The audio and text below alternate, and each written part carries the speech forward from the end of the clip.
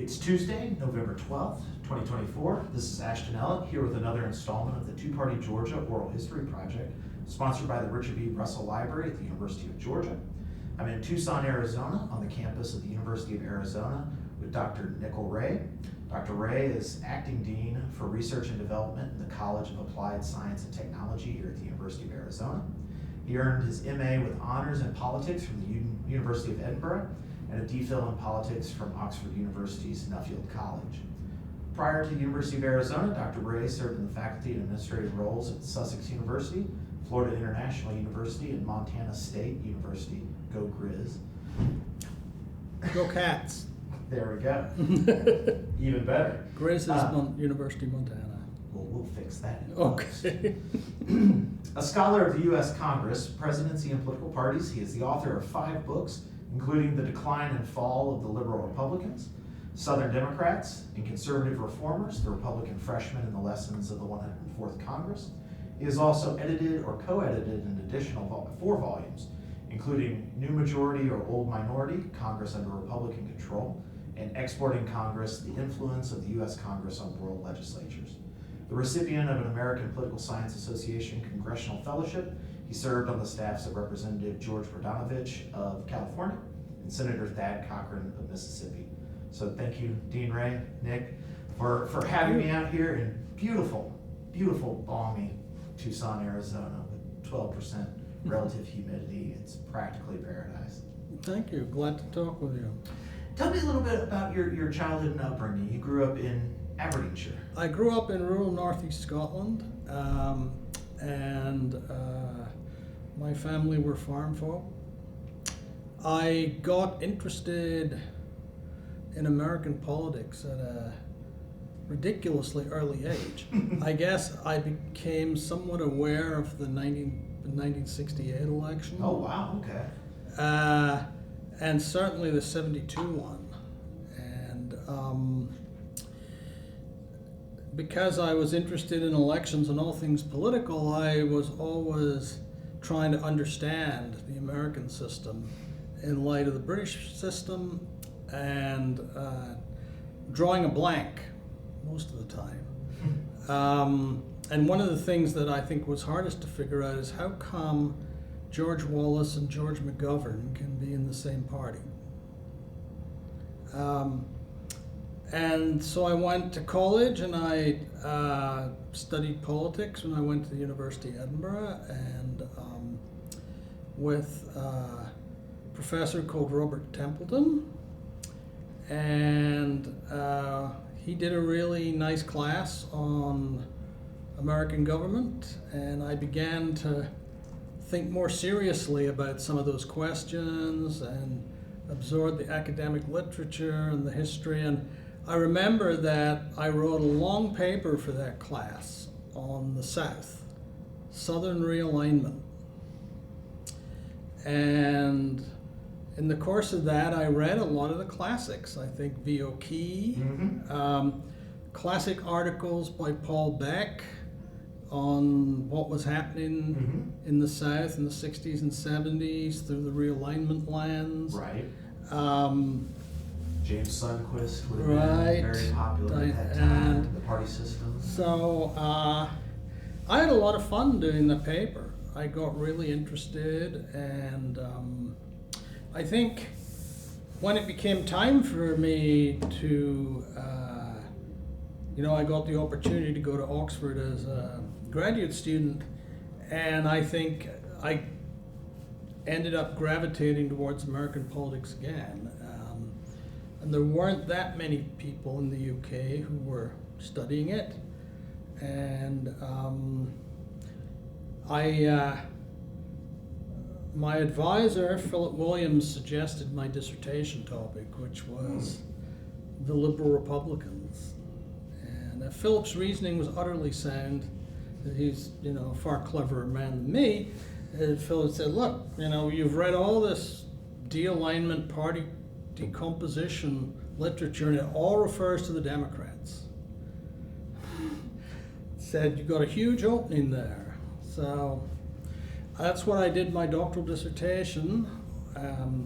on the fading of the liberal wing of the Republican Party, and I got interested in American party factionalism per se because I needed to have a theoretical framework for this, a political science framework.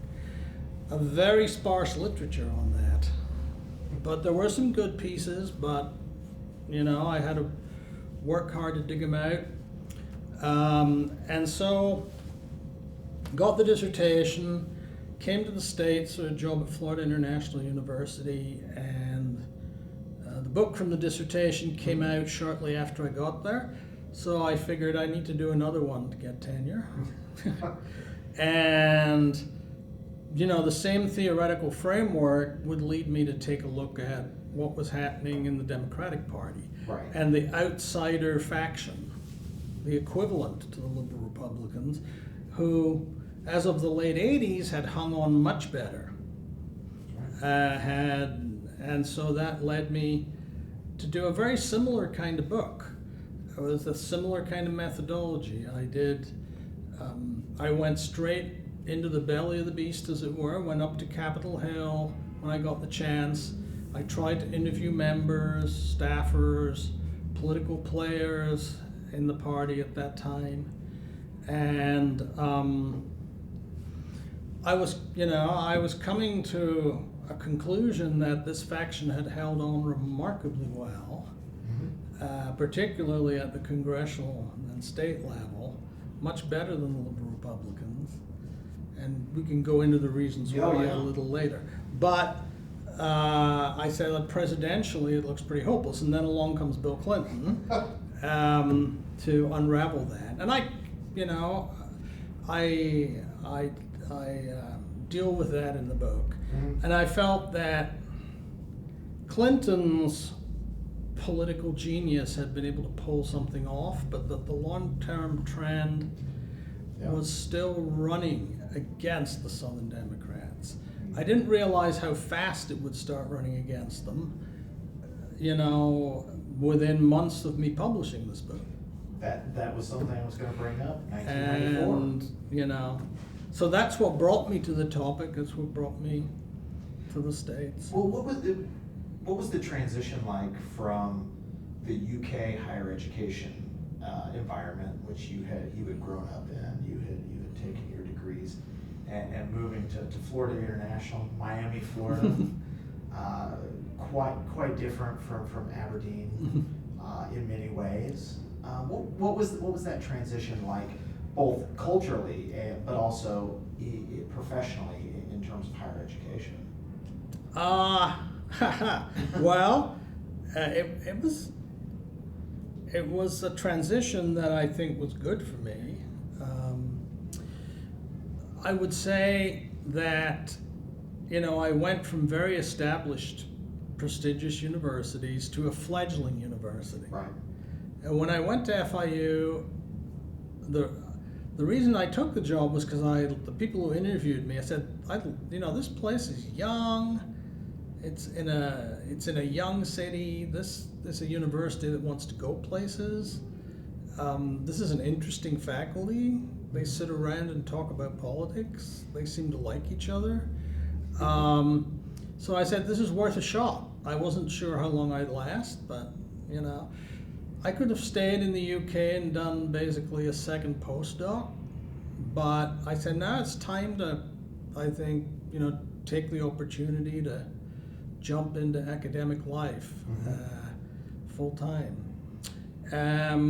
So there was a little bit of culture shock. I remember I landed in Miami the night that George H.W. Bush won the Republican presidential nomination. And he gave his speech. No, it was the night of his acceptance speech, because I remember watching it at a colleague's house. That colleague was putting me up. New Orleans Superdome. Exactly. But it turned out, I did well there.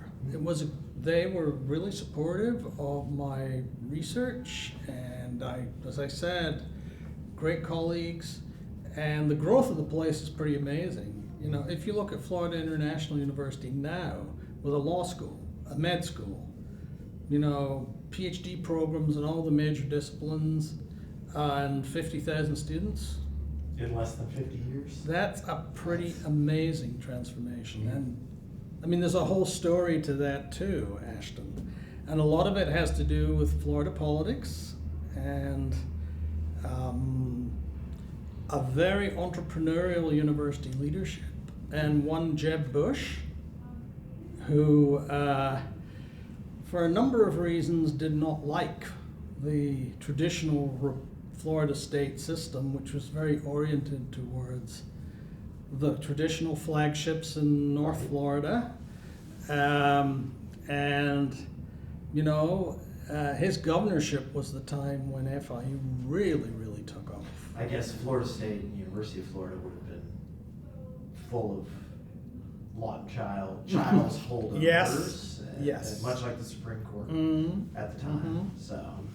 Yep, and you know, Jeb and the Florida Republicans managed to get in sync with the demographics of the state, and those demographics demanded more four-year and postgraduate education in the urban centers that had been available when I got there, and that worked to the advantage of Florida International, Florida Atlantic, and the University of Central Florida. In fact, UCF and FIU grew in parallel with each other.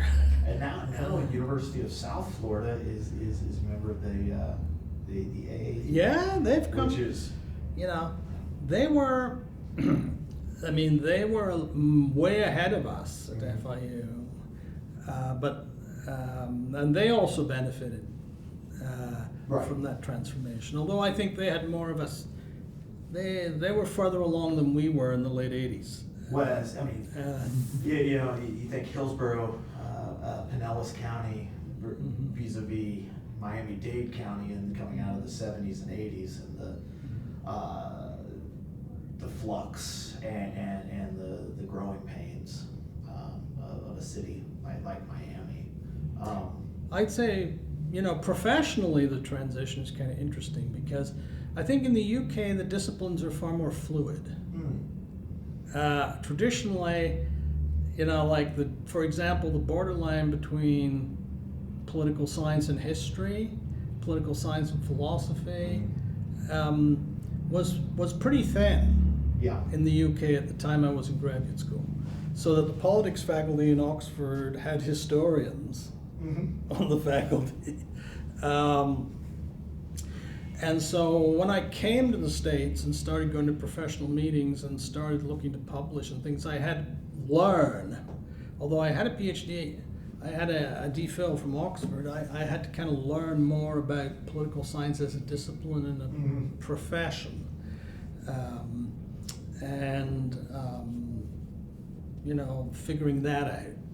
Right. And I think figuring out also that I wasn't ever going to be a great quantitative political scientist. There's a reason I'm a historian. I could work with quantitative political scientists, and I did, but I was much more comfortable doing sort of qualitative historical work and institutionally focused work, which made me a little bit of an oddity, but in the profession. But I just worked at carving out my niche. Right. It seems to work pretty well for me.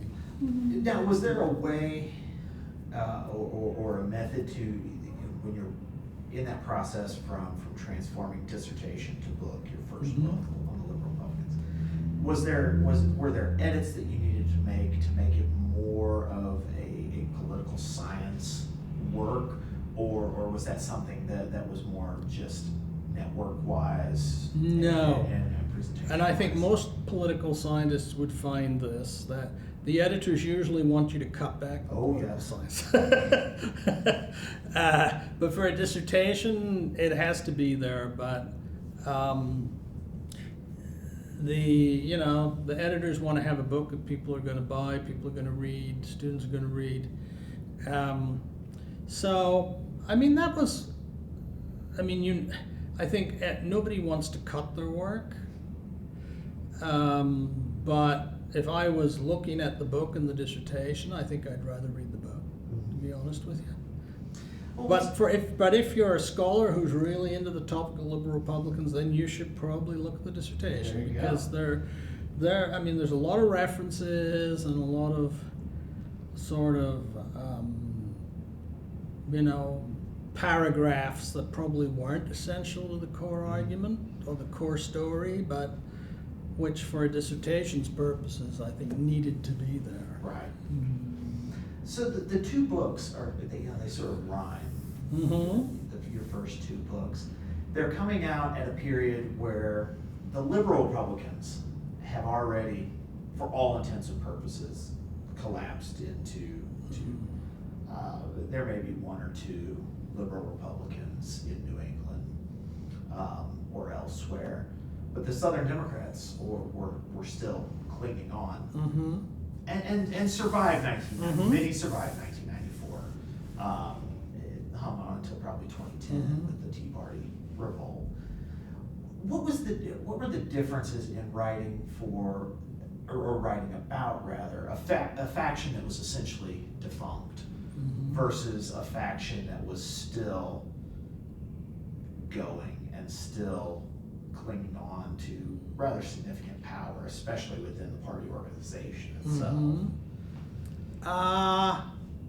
Well, I think one difference, I think if you look at some of the interviews I did on the Liberal Republicans book, they're a little bit nostalgic, elegiac, all about missed opportunities. And I think the Southern Democrats, in the early 90s, they're still like a very vital part of the party. And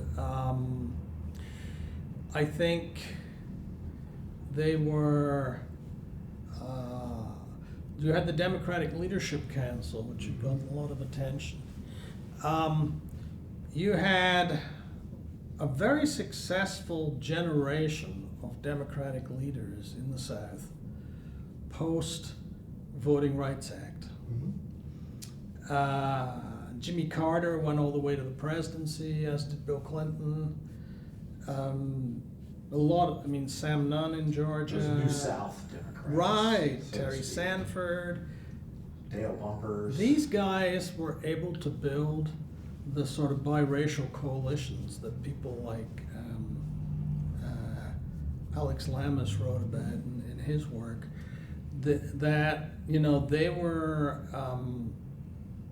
They were still able to reach what you like, if you like, the former Wallace voters, and build coalitions with the newly enfranchised African American voters.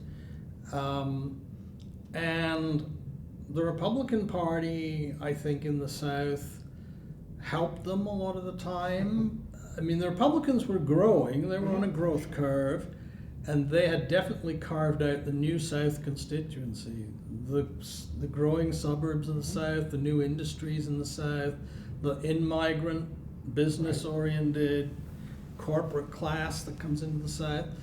But they had trouble reaching the other two constituencies. And they hadn't figured out how to do that. Well, one or two did. Right. Jesse Helms did. Jesse Helms, right? The thing was, I think in the early 70s, the Republicans were trying to work it out. And there were some, like Holshouser in North Carolina, and in Virginia, who thought it was possible to build a sort of New South Republicans plus African Americans coalition. But the easier option, you might say, and some of them regarded it as a sad choice, but that involves a whole lot of sort of value judgments about lower economic status Southern whites, which may not be entirely fair, but they figured that was going to be the more reachable constituency based on cultural conservatism. And if you can hold on to economic conservatism for the New South and offer cultural conservatism to the former Wallace constituency. But, you know, they weren't so successful. I mean, they were occasionally successful. Mm-hmm. In presidential races, they were certainly successful. Because the National Party Right. would not nominate.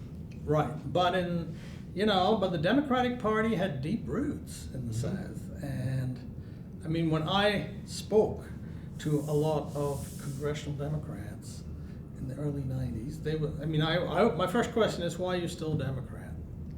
It's a good question. Number of answers were given.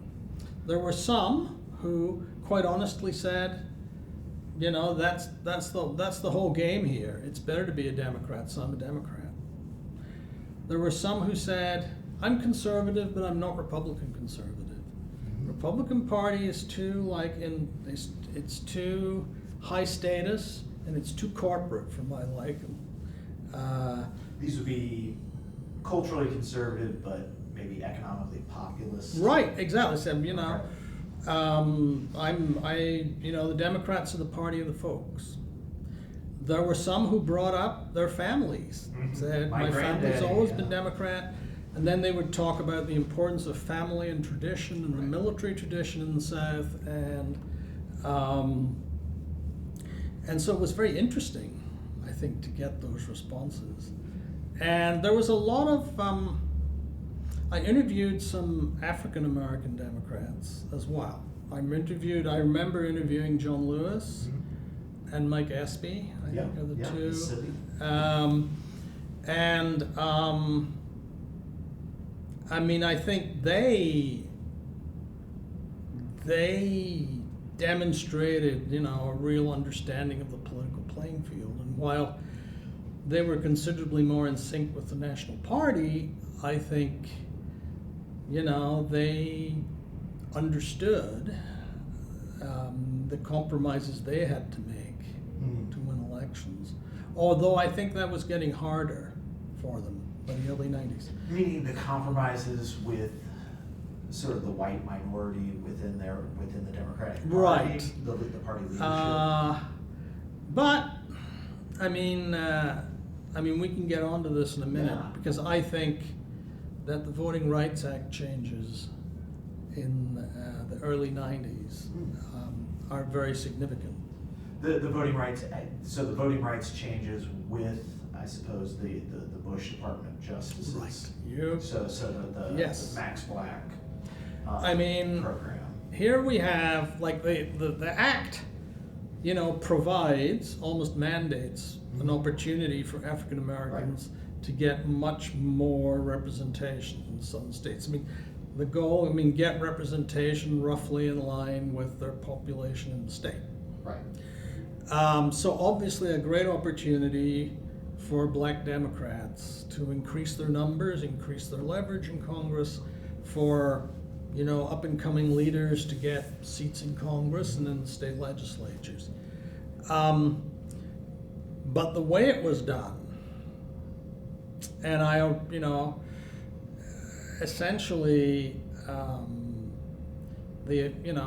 the alliance with the George H.W. Bush Justice Department was, okay, we'll create districts that are guaranteed to elect African Americans, and we'll do it by packing them all in and leaving the surrounding districts therefore whiter and more susceptible to Republican capture. Mhm. And I think this took a lot of the guys I interviewed by surprise. Right.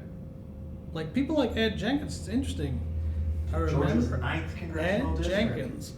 You know, he was quite a player Mhm. in the House. And looked like someone who was going places.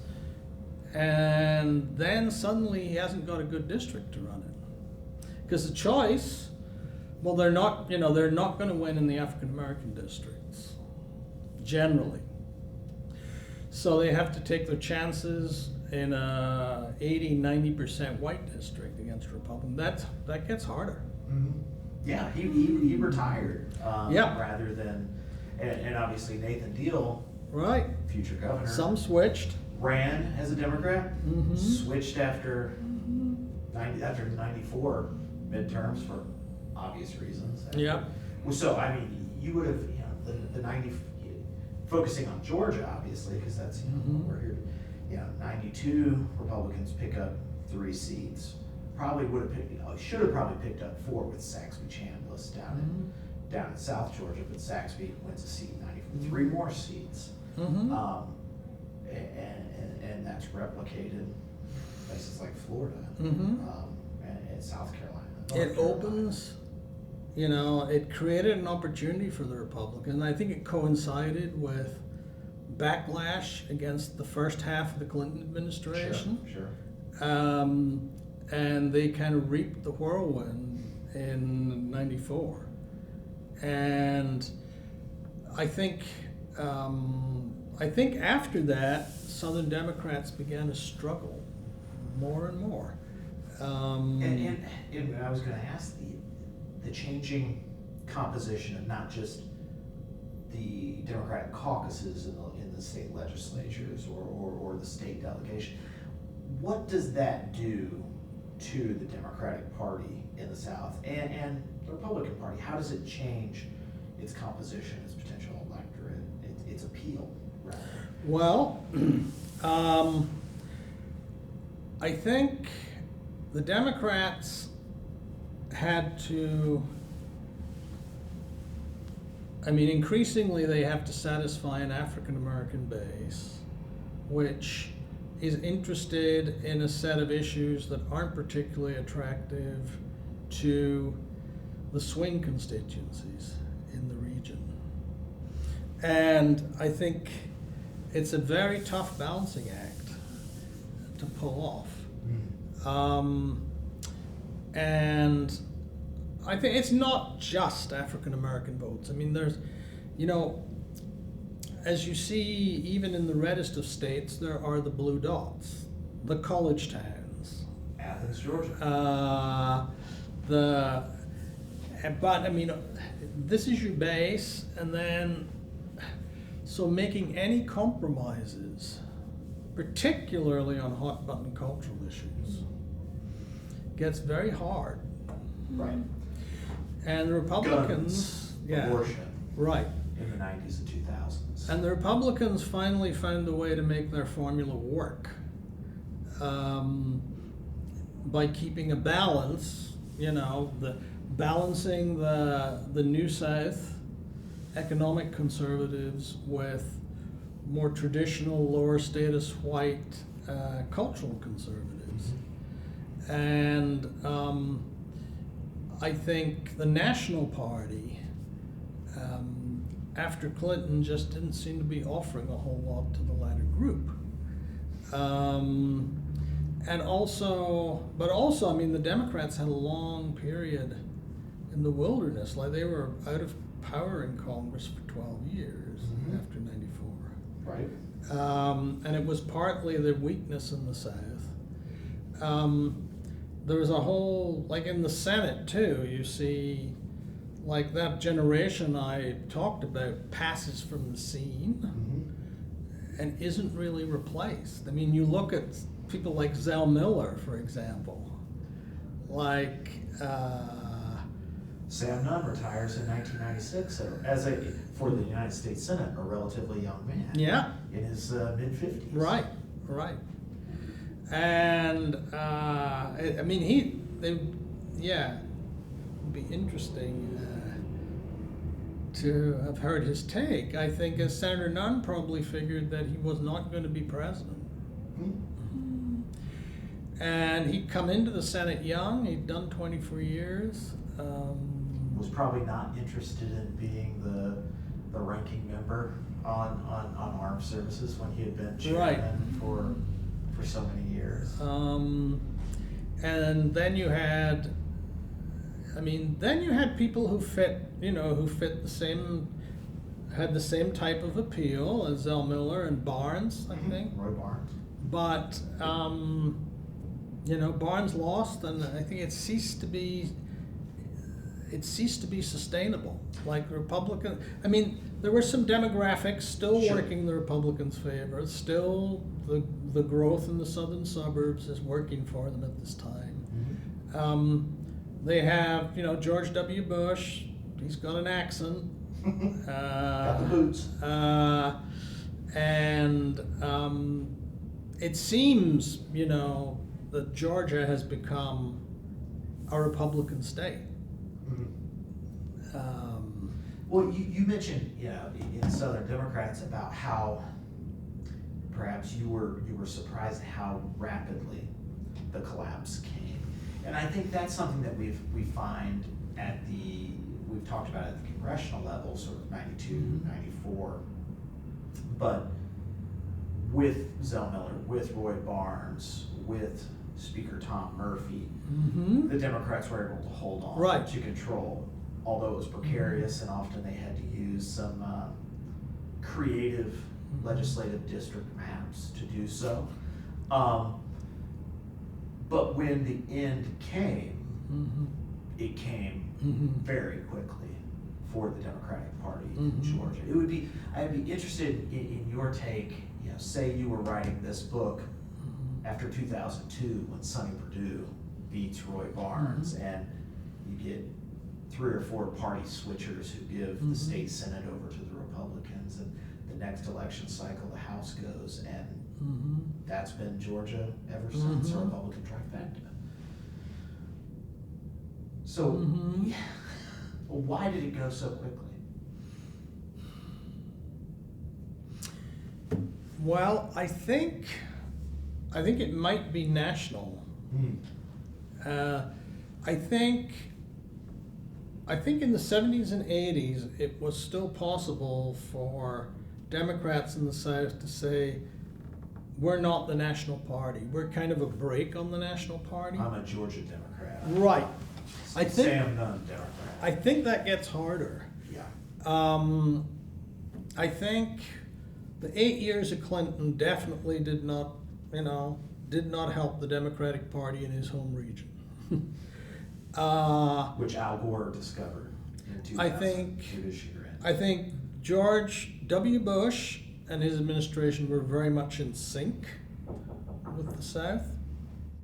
It got harder, and I don't think John Kerry offered anything to the South, even though he put John Edwards on the ticket. I think he was cognizant of that. I think the divisions over the Iraq War probably, at the time, I think,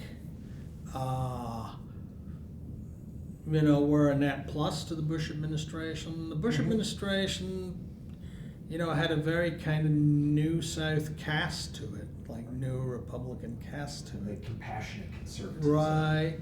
And then, I think again that it seems to be that national power is bad for Southern Democrats, like the shellackings that the Democrats got in 2010 and 2014, all the way down. Again, it's as if there's a national party that Southern voters get reminded of what it represents and they don't like it so much. And I think it was getting harder and harder for individual Southerners to straddle between a primary electorate that kind of likes what National Democrats represent and a general electorate that, is very much at odds with them. So you look at the election map of 2008, which is a bad Republican year, but McCain, I think, holds on to all the South except North Carolina. And Virginia. And Virginia, right. Virginia's swinging. And this is kind of a preview. It's a preview of what's going to be what begins to happen in Georgia. And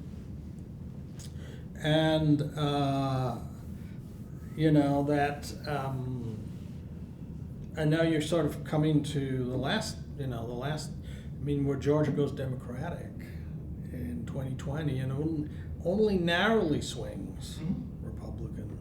Oh, yes. So I guess what I'm driving at here is I think the Democrats in the urban, suburban South and the high-growth southern states have, I'm not sure if they've formally consolidated it, but they have found a way back. And they have found it by exploiting, by the tensions in the Republican coalition. Right. So I was gonna ask, so what you've touched on, which is the phenomenon that you and Earl and Merle Black and others studied, which is melding that New South corporate republicanism with cultural conservatism of the old yellow dog Democrats. So the repudiation of the key Woodward thesis that you're going to have the coalition of the haves versus the coalition of the have-nots that's going to transcend racial lines has never not happened in the South, although that's been the dream of many a progressive in the South. To now, or at least post 2016. I guess you could see the trends happening a little bit earlier as the demographics of the inner suburbs changed in 2008, 2012, but really 2016 and post. What has the effect of Donald Trump and his stamp on the Republican Party? How has that changed the Republican Party, its standing in the South, and given those Democrats in those Georgias, North Carolinas, Virginias, perhaps Texas one day, a way to consolidate and a way back, or at least a path back to power? I think there's two things going on. One is demographic shift. I think minority populations grow. If we're talking about Virginia as the harbinger, you see that Northern Virginia sort of minority population growing, and it's also happening in Georgia, and it's happening in the Atlanta suburbs. And these folks are not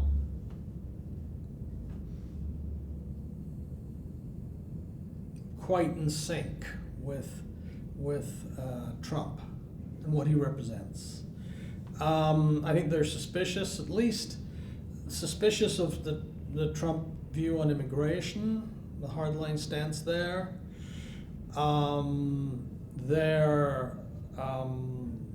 His political style. I think you have a growing minority professional population and a lot of in-migration. From other parts of the country. Right. People want to live and they want the Georgia lifestyle. And those folks are not immediately drawn to what Trump represents. And I think that means that those Atlanta suburbs just become less obviously Republican than they were. And then Donald Trump also represents, it's debatable how much he actually is departing from economic conservatism, but at least rhetorically he is. Right.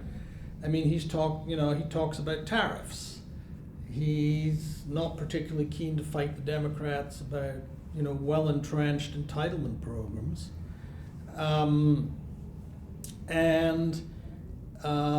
He's not particularly fond of America's traditional international alliances, and Atlanta's become an increasingly international city.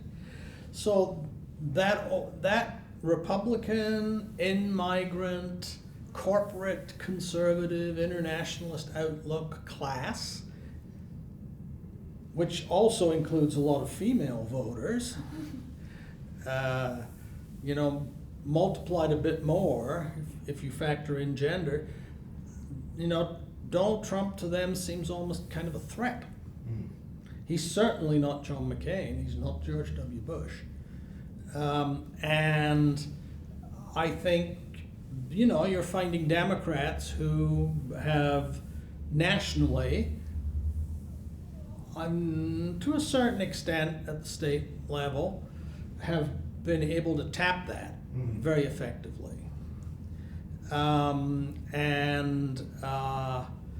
I think because Georgia is an economically booming state that's still drawing in migrants and of the type that I've just described, it's begun to change the politics. It's changed the presidential politics from being a Republican banker state now to a swing state. Right. It may, and it's likely to stay a swing state for a while. Much like Arizona. I would say. Yeah. And I think,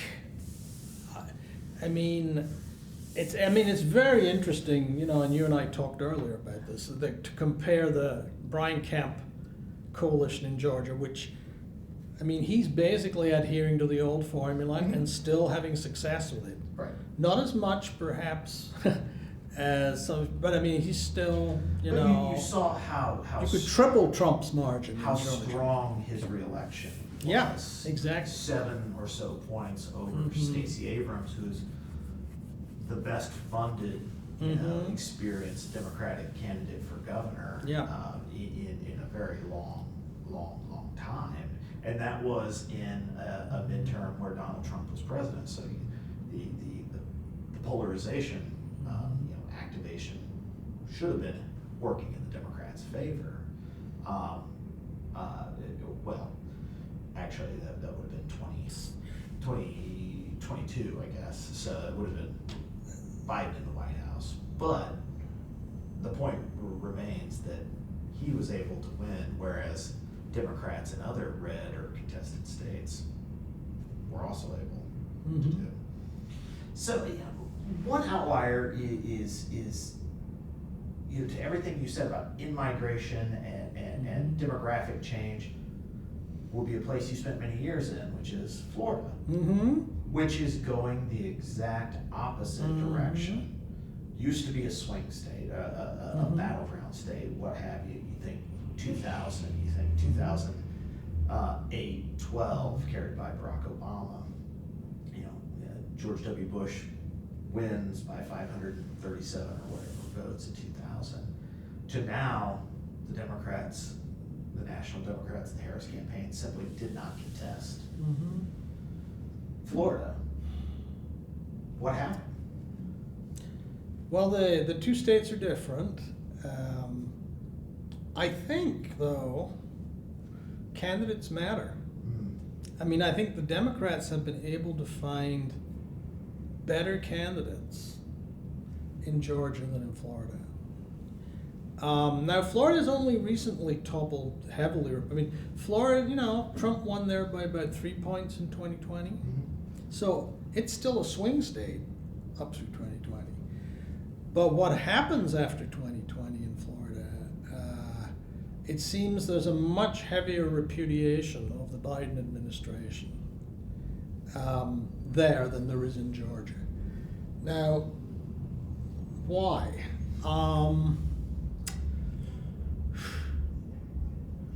COVID politics seems to have had a much bigger fallout in Florida. Whatever Ron DeSantis did, and I'm not arguing the rights and wrongs of policy, but politically it worked. It worked for him in his easy re-election, and I think it's still working for the Republicans nationally. I think that the Hispanic swing, it's a much bigger population in Florida than it is in Georgia. And comes from a different part geographically of the Latin America. The swing has been quite remarkable. There always was a strong Republican presence among the Cuban American community in Miami, but the Hispanic community in Miami isn't as Cuban dominated as it used to be, and the newer Hispanics, citizens in South Florida, have also been polled Republican.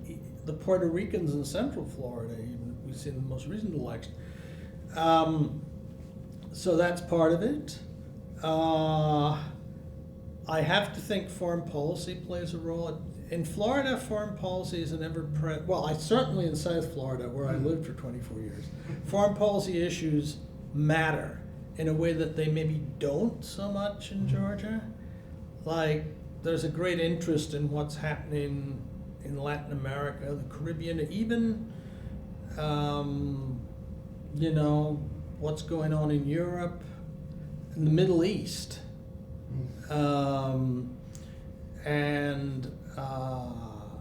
You know, it's interesting that part of this Republican swing in Florida has been the overwhelming Democratic margins in Broward and Palm Beach counties, very heavily Jewish counties. And, you know, they were the base of Democratic strength in those counties.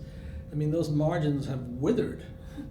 I think they just held on to Palm Beach and still carried Broward for Kamala Harris, but the margins are nothing like what Al Gore and John Kerry were getting in Broward and Palm Beach. So I think there's some Florida factors, and then, you know, I think some astute politics by Ron DeSantis, which has capitalized very well, and frankly, by the Trump campaign. I mean, taking Florida off the board made their lives a lot easier in the national game, and it was off the board early. If Florida can do one thing right, it is count votes quickly. Yep, but I do think the Democrats have a terrible problem, have a terrible leadership problem. Their state party has historically been woeful. I think the Democrats in Georgia have been successful in building a bench that represents their new Georgia coalition. And I mean, nothing encapsulates that better than the two senators, John Ossoff and Reverend Warnock.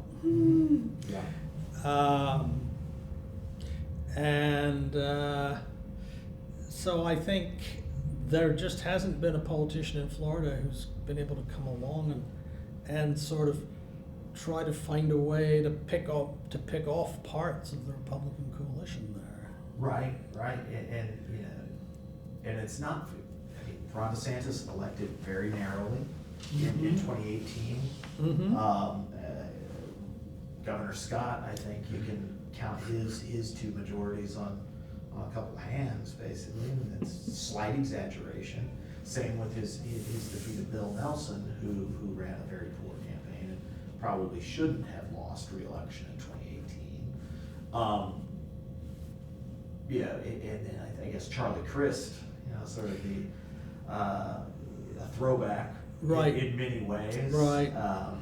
Was probably not the strongest to expand the party's reach in Florida, whereas you have, like, as you said, in Georgia, a young Jewish man from DeKalb County, and an African American religious leader from Atlanta, originally from Savannah, sort of bringing together those sort of coalitions. But, you know, the nationalization of politics is something that has been sort of a through line in your work. And we saw this, you know, if you looked at the map, with the exception, I will point out, of the Atlanta suburbs, the so-called donut, which drove Republicans to victory for so many years in Georgia, the rest of the country moved to the right. Those suburbs moved to the left. Whereas the cities, Atlanta, Athens, Macon, Columbus, all moved to the right. Why do you think, is that something unique to 2020, sort of an interruption to this realignment that we've been talking about? Or is that something that, and of course we're in the guesswork stage of this, we're 1 week out, not all the votes have been counted everywhere, but is that something that is going to interrupt or halt this realignment, or is that something that may be unique to the 2024 landscape?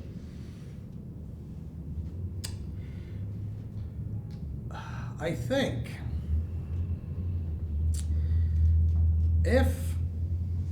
the Trump Republican Party is going to build a stable national majority, then they are going to have to not just be the party of the white working class. They have to be the party of the working class. And there's some indication in the last 3 elections that this is happening. Most dramatically among Hispanic voters, and particularly Hispanic men. Some indication that it's happening with African American men in particular. And so I think what you see happening in urban areas, which tend to have a lot of lower economic status minority or immigrant voters, is that the Trump formula has some appeal for the same reasons that it has appeal to working class white voters. But can this be maintained and expanded is the big question mark. Can it persist post-Trump? And exactly. And there are some signs, even in the results of this election, that that's not going to be easy. We see the Republican Party candidates for other offices running some ways behind him. Right. Arizona, for example. And in Arizona, okay, you can point to Kari Lake being a controversial candidate. Sure. But, in Michigan and Wisconsin, you had a couple of fairly mainstream Republican candidates. Mike Rogers but they also, the Republicans weren't able to deliver the Trump vote to them enough for them to win Senate races. Right. And we're seeing it in the House races too, with Republicans. So, can they make it last beyond Trump? He's not going to last forever. And I think there's a big question mark over that. Also, there are 2 other things I would mention. Yeah. One, both parties' coalitions have tension points. The Republican Party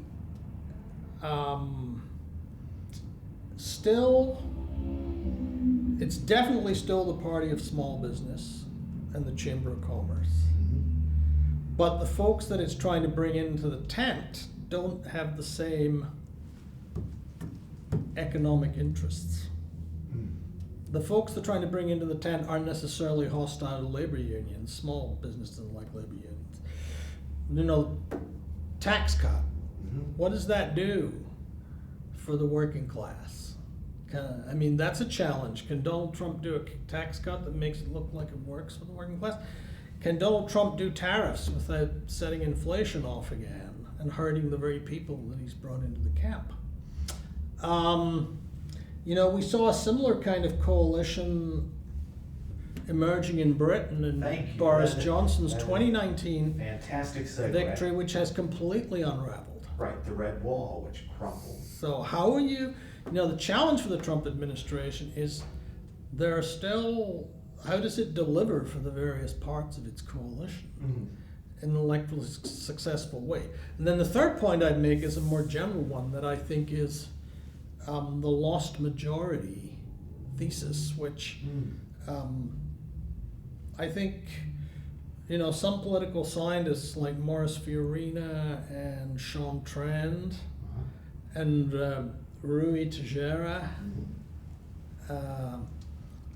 that why the parties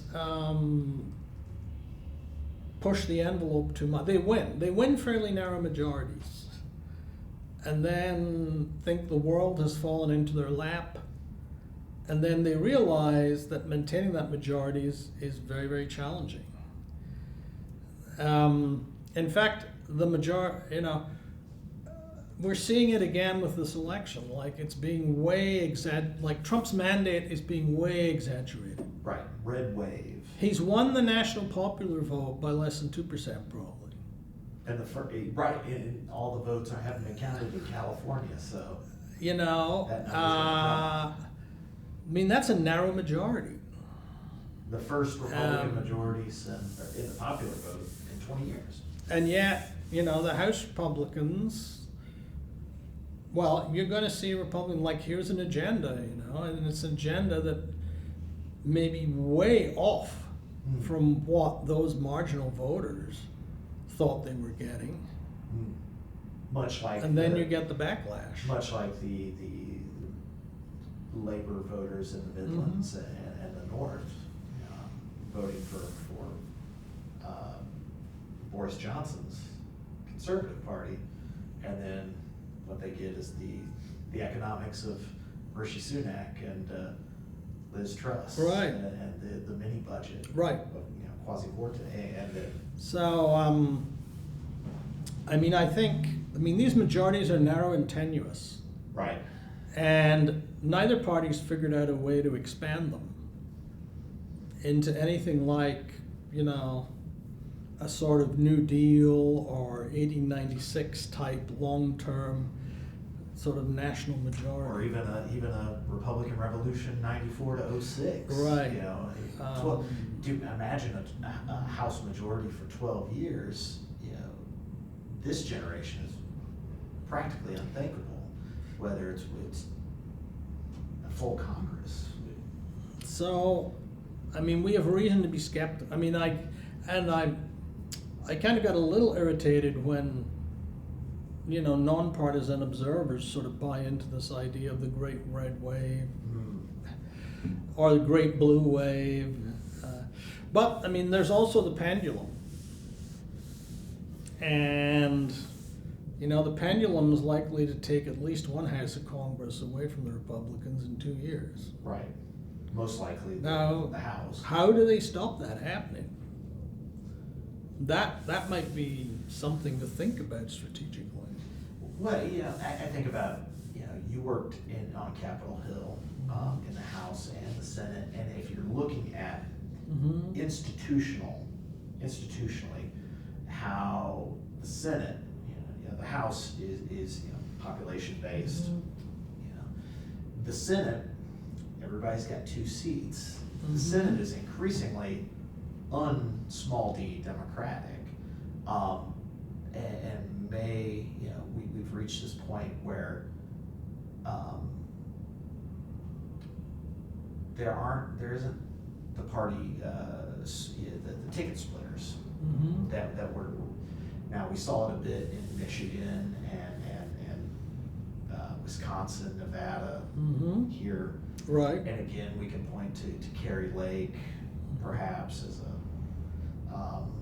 somebody that moderate Republicans couldn't back, or Sam Brown in Nevada against Jackie Rosen, who's one of those acolytes of the Harry Reid machine that has outlived its namesake in Nevada. But to what extent it's hard to imagine a state like North Dakota. You look at you mentioned 2008. You look at the map that Barack Obama had with 66, 67 votes. That included Byron Dorgan in North Dakota, and Tim Johnson in South Dakota, and Ben Nelson in Nebraska, and Mary Landrieu in Louisiana. As we sit here, Nick, in 2024, it's hard to imagine those states electing Democrats. Yeah, it is. It is. And I think we've reached a point, and a lot of your more current scholarship has looked at Congress and the functioning of Congress, or the dysfunction of Congress. How much of that is fueled by this polarization, where you elect folks to the Senate and they filibuster if their party's not in the White House, or basically push through continuing a resolution, or in the case of the Trump tax cuts, or the Inflation Reduction Act through budget reconciliation, which doesn't require 60 votes just because everybody decided it doesn't take 60 votes to do anything related to the budget. Is that the future? Foreseeable future, I suppose? Well, I think the American political system doesn't work very well with polarized parties. But, I mean, for decades, American political science, and I was part of this consensus, believed you needed stronger parties. You needed more ideologically distinct parties. For want of a better word, more polarized parties would be a good thing. And turned out it's not such a good thing in many respects. Also, I think we need to ask, what kind of parties are these? I mean, how do you define the modern political party? Right. One of the most interesting books on political parties, I think, was a book called The Party Decides, by a team of really top-notch party scholars. I think it's about 12 years old, maybe more now, maybe 15. Yeah, it comes out of, I think, the UCLA school. But here we're saying, what the party is. It's like networks of like fundraisers, activists, interest groups. By the nature of what they are, they can't help but have a polarizing effect. And they're good at like pulling off fairly narrow national victories. They're not so good at building durable coalitions, which like the old style parties, organizations, which were much more personalistic. And undemocratic. Were much more effective at doing. And also, I don't think that as a nation, we're quite as polarized as we think we are. There are polarizing personalities out there, Donald Trump being a case in point. But on the substance of policy, are people that polarized? Are even the parties that polarized? I mean, Joe Biden didn't reverse everything Trump did. In fact, he kept his tariffs.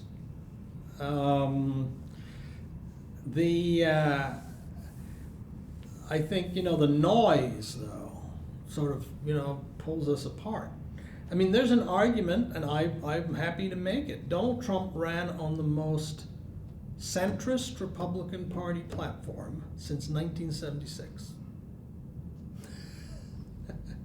Now, people, nobody's going to buy that at first glance, but I actually think it's true. But, I mean, his polarizing personality obscures all of that. Right. And they say, where's this guy? Where's this guy on LGBT rights compared to George W. Bush seeking constitutional amendments against gay marriage?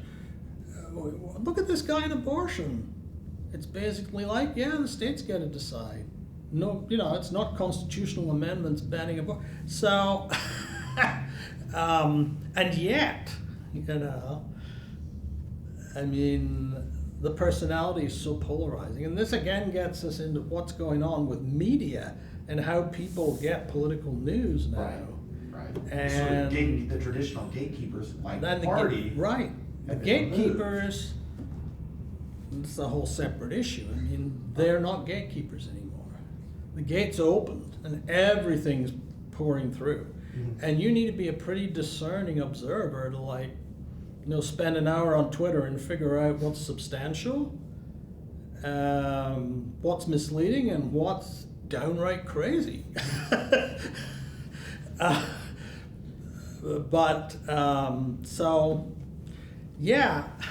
I mean, do we get out of polarization? And I've been asking myself this question, and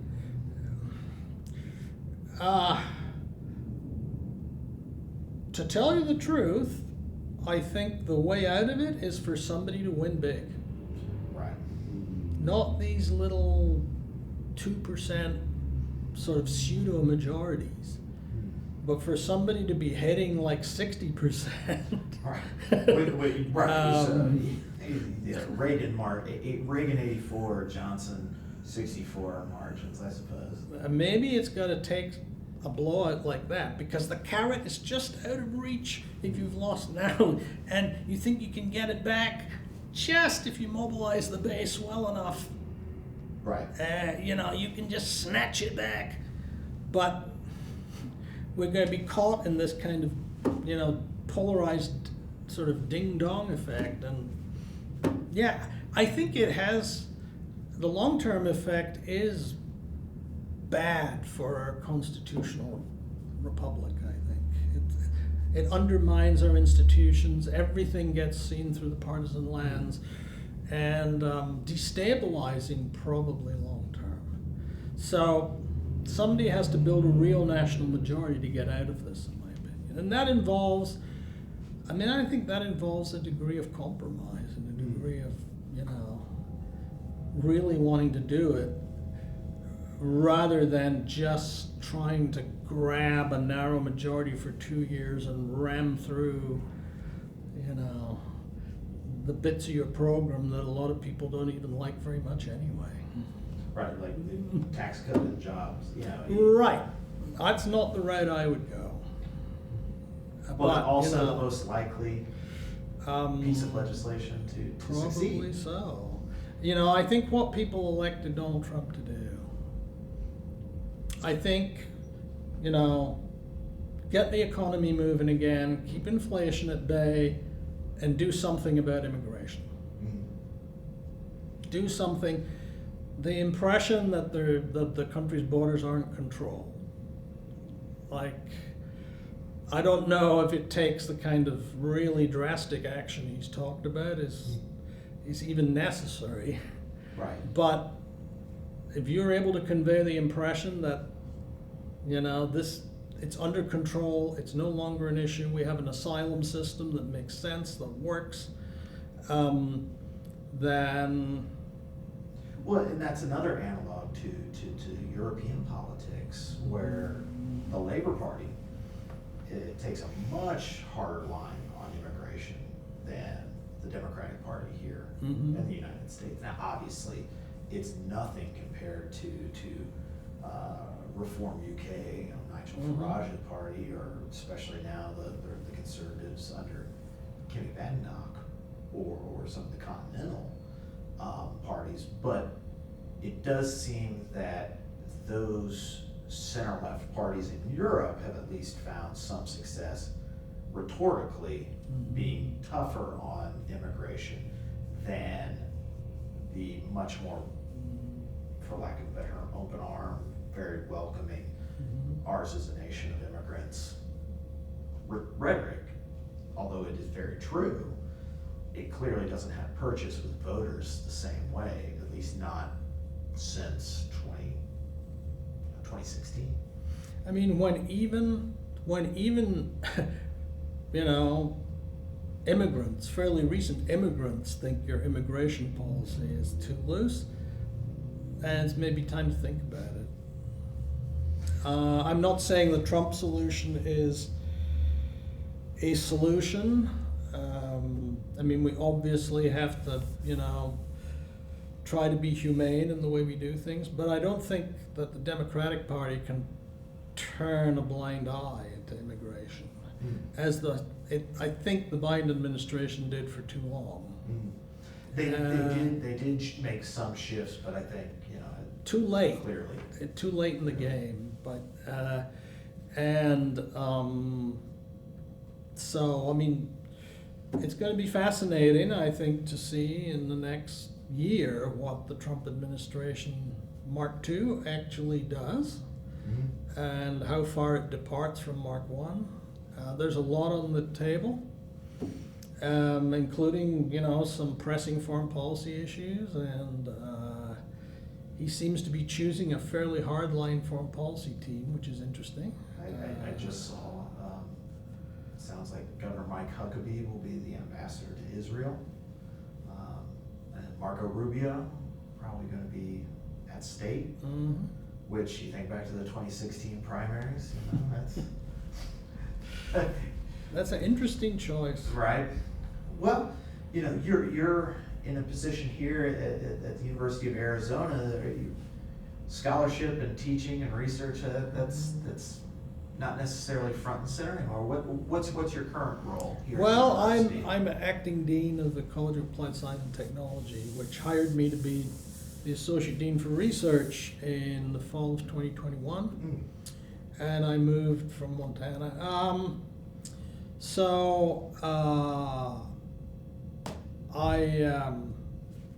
My current role is primarily administrative. I am an acting dean, so that could change. I'm not as productive in terms of scholarship for sure as I was 20 years ago, but I think I've kept up pretty well with what's going on, and I pay a lot of attention to what's going on politically, and I have a lot of ideas, and I think whatever happens, I'm going to try to get some of those on paper and publish them and get them out there. Excellent.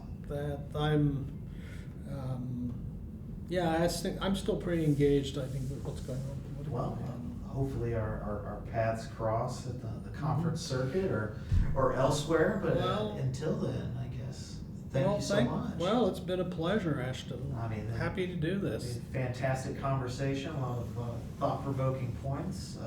I don't do it enough these days. Well, I'm happy to oblige anytime. This has been fun. But so thank you on behalf of the University of Georgia, Okay. especially the Richard B. Russell Library for Political Research and Studies. Thank you, sir. You're very welcome.